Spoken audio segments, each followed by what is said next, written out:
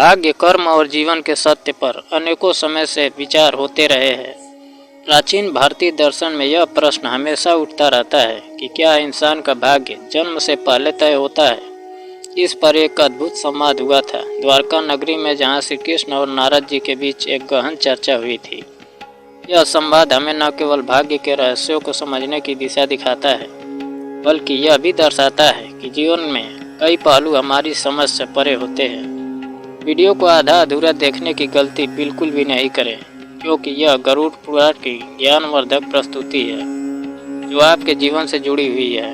गरुड़ पुराण की इस रहस्यमय ज्ञान को जानने के बाद आपके जीवन से जुड़े समस्त लोभ, क्रोध, मोह, दुखों का अंत होगा। मित्रों, भगवान श्री कृष्ण कहते हैं, कभी भी किसी व्यक्ति को गरुड़ पुराण की बातों को आधा अधूरा नहीं सुनना चाहिए, क्योंकि आधा अधूरा ज्ञान हमेशा विष के समान होता है।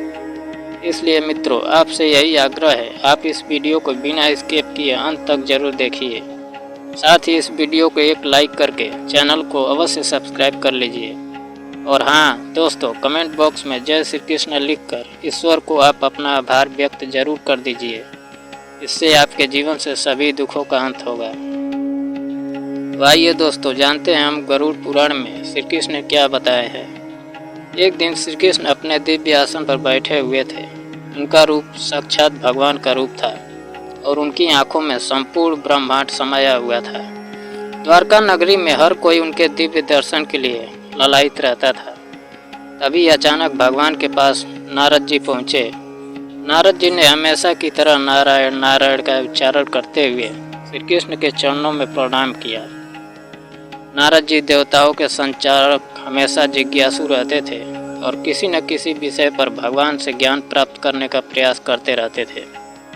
वह जानते थे कि भगवान त्रिकालदर्शी है, यानी वह अतीत, वर्तमान और भविष्य का ज्ञान रखते हैं। इस दिन नारद जी ने एक विशेष प्रश्न पूछा जो जीवन के सबसे गहरे रहस्यों से जुड़ा हुआ था।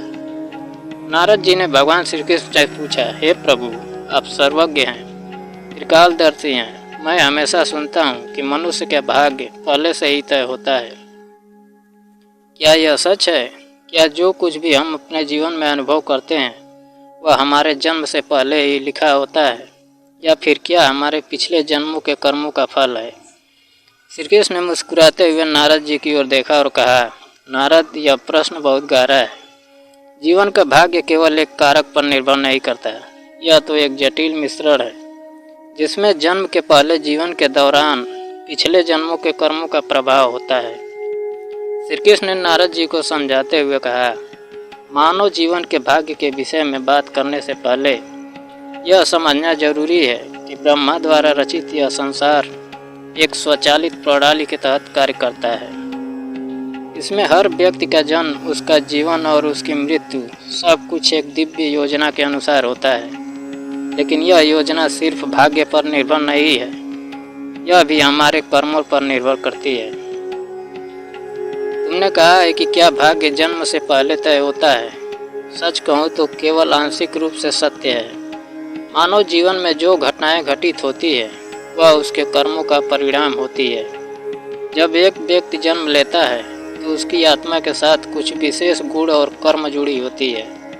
यह गुण और कर्म उस व्यक्ति के पिछले जन्मों से जुड़े होते हैं। इस प्रकार मनुष्य का भाग्य जन्म से पहले तय नहीं होता, बल्कि उसके कर्मों का प्रभाव उस पर पड़ता है।